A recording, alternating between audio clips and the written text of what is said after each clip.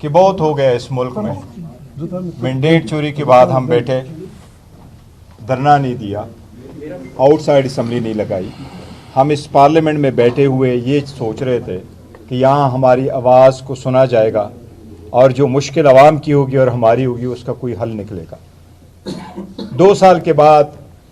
آج جو آپ نے دیکھا آلموسٹ پارلیمنٹری پارٹیز، یہ جو سیکنڈ پارلیمنٹری ایئر ہے وہ بھی آلموسٹ کنکلوڈ ہونے کو آیا ہے۔ ان 2 سالوں میں ہم نے دیکھا دھمکیاں سب کچھ بہت زیادہ ہو گیا، مشت و گریبان لوگ بہت ہوئے، لیکن at one point common sense prevail کرنا چاہیے۔ میں اتنا ضرور کہوں گا کہ آپ والدین کو جیلوں میں رکھے ان کو کھینچے تو بچے آپ کے ساتھ فنکشن میں کیسے بیٹھے، آپ کے ساتھ کب تک آپ کے ساتھ سیٹ میں بنا کے بیٹھ جائے۔ اور اگر آپ اس چیز کو نہیں سمجھتے تو پھر شاید عوام ہی آپ کو سمجھا دیں گے۔ ہم نے بڑی کوشش کی، میں نے بارہا کہا ہے، بار بار کہا ہے، اور بڑے کرٹیسزم کے بعد جو مجھ پہ ہو رہی ہے اس کے باوجود ہم سب نے کہا ہے کہ کامن سینس پریویل کرے، زد اور زور سے کچھ حاصل۔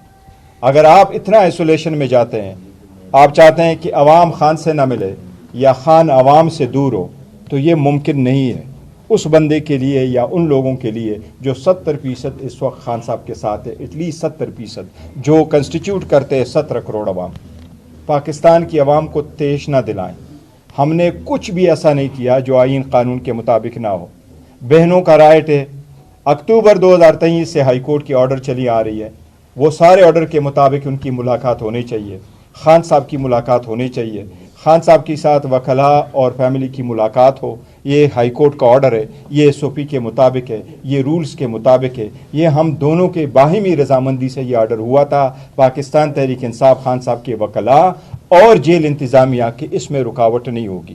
اگر اتنی چیز پہ آپ رکاوٹ ڈالتے ہیں، پھر آپ کے ارادے کیا ہیں وہ ہمیں نہیں پتہ، لیکن آپ کو یہ ضرور کہتے ہیں کہ پھر اگر آپ نے یہ دیکھا کہ دوسری طرف سے آپ پہ آواز آئی تو پھر ملک کا نقصان ہوگا، جمہوریت کا نقصان ہوگا۔ یہ سارا سسٹم، ہم اس سسٹم کے بینیفیشری کو ہم ہمیشہ سے کہا ہے کہ آپ تو پارلیمان میں ناجائز طور پہ بیٹھے ہیں، آپ تو جا کے اسٹرینجر اس پارلیمان میں، بٹ پھر بھی ہم نے اتنا کہا کہ ہم آپ کے ساتھ بیٹھتے ہیں۔ تو آپ خواہ اگر یہ چاہتے ہیں کہ پارلیمان میں مزید نہ بیٹھا جائے تو یہ اس طرح کنٹینیو نہیں کر سکتے۔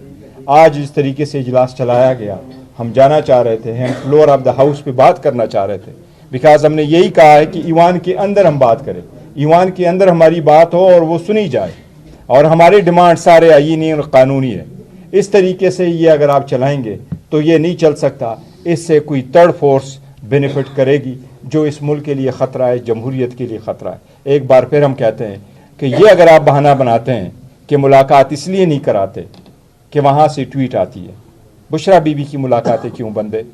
اس کا تو کوئی ٹویٹ ہینڈل نہیں ہے، اس کی فیملی تو کبھی کوئی پریس ٹاک نہیں کرتی، تو ان کی ملاقات تو ہو۔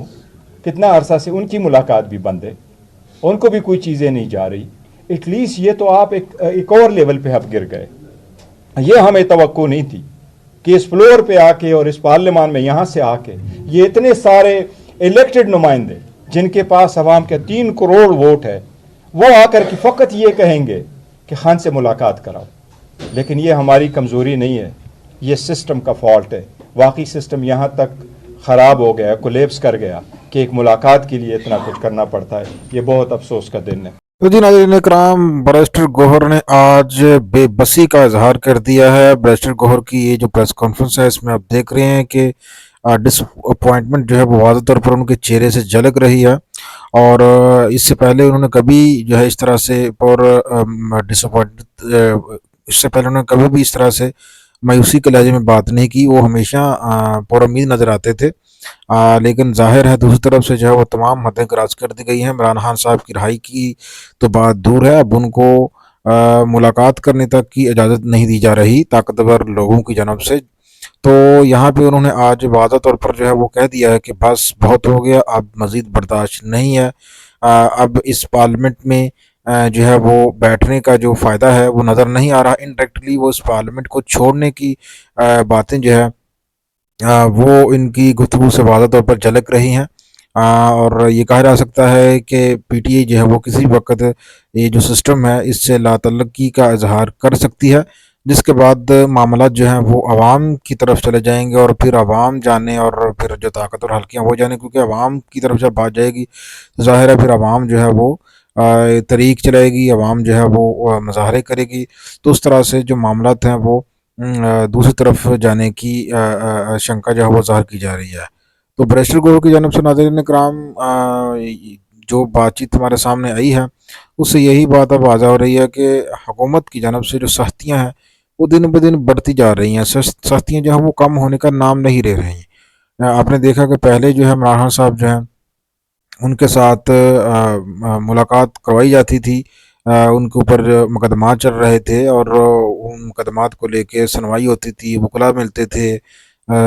عدالت میں باقاعدہ کیسز چل رہے تھے، لیکن اب صورتحال یہاں تک پہنچ گئی ہے کہ عدالتوں کو مینج کرنے کے بعد اب ان کے اوپر کسی قسم کا کوئی کیس نہیں چل رہا،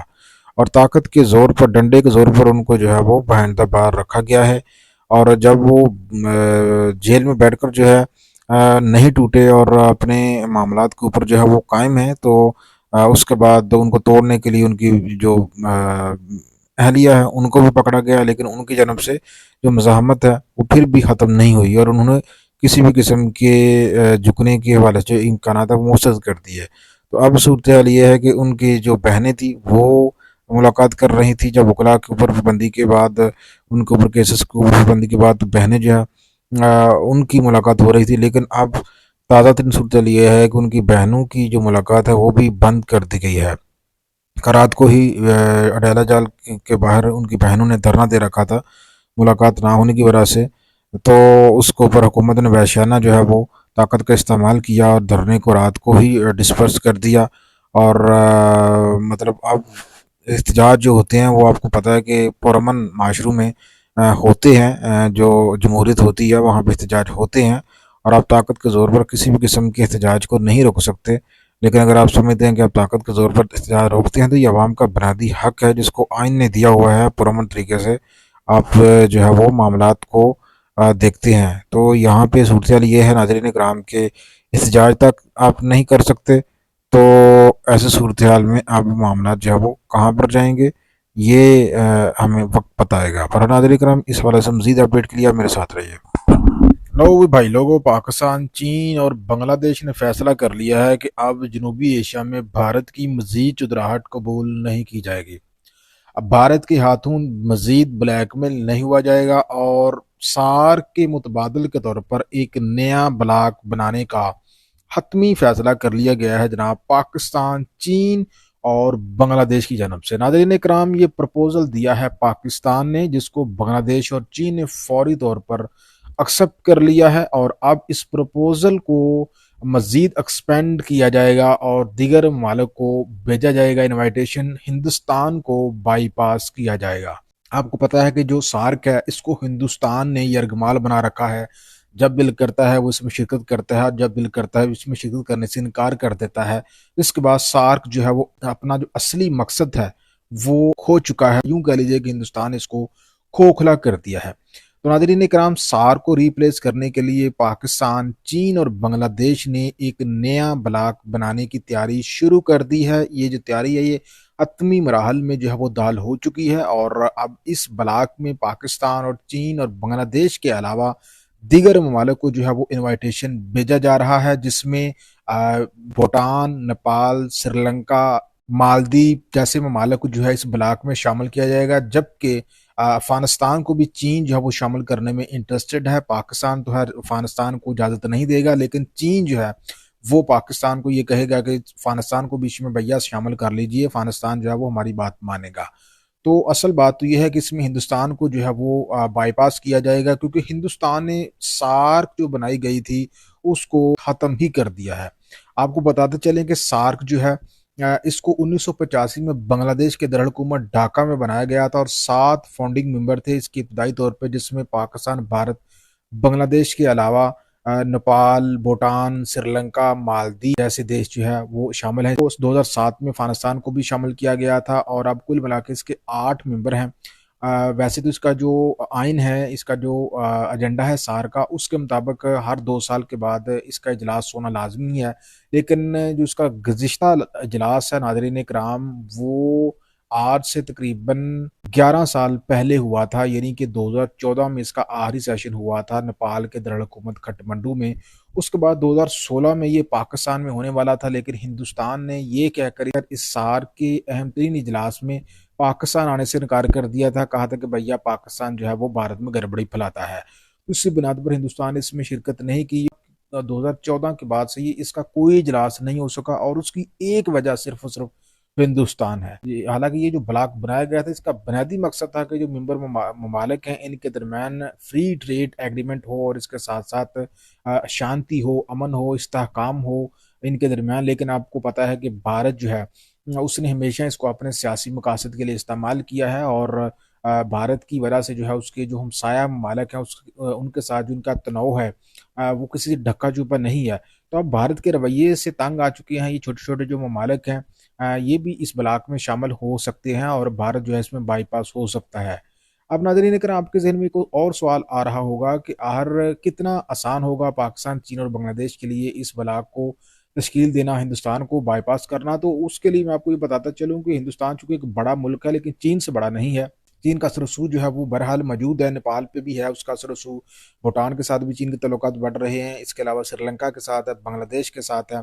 पाकिस्तान के साथ उसका ऑलरेडी है। तो इसमें कुछ हद तक जो नेपाल है उसके ऊपर हिंदुस्तान जो है वो थोड़ा बहुत दबाव बढ़ा सकता है, क्योंकि नेपाल की जो इकॉनमी है वो हिंदुस्तान के ऊपर डिपेंड करती है। नेपाल एक लैंडलॉक्ड कंट्री है और वो बैरूनी दुनिया के साथ तजारत करने के लिए भारत का इस्तेमाल करता है। इसके अलावा श्रीलंका जो है वहाँ पे भी भारत का थोड़ी बहुत जो है वो बात चलती है, क्योंकि श्रीलंका को वो लोन वगैरह भी देता है। तो ऐसे में कुछ ममालिक ऐसे हैं जो कि भारत के प्रेशर में आ सकते हैं, लेकिन बहरहाल एट द एंड जो है एक नया ब्लॉक जो है वो तश्कील दिया जा रहा है, और इसमें पाकिस्तान चीन का जो किरदार है वो अहम तरीन होगा। और इब्तदाई तौर पे इसमें 3 ममालिक हो सकते हैं, फाउंडिंग पाकिस्तान, चीन और बांग्लादेश, और उसके बाद इसमें मज़ीद ममालिक को शामिल करने के लिए न्योता भेजा जाएगा।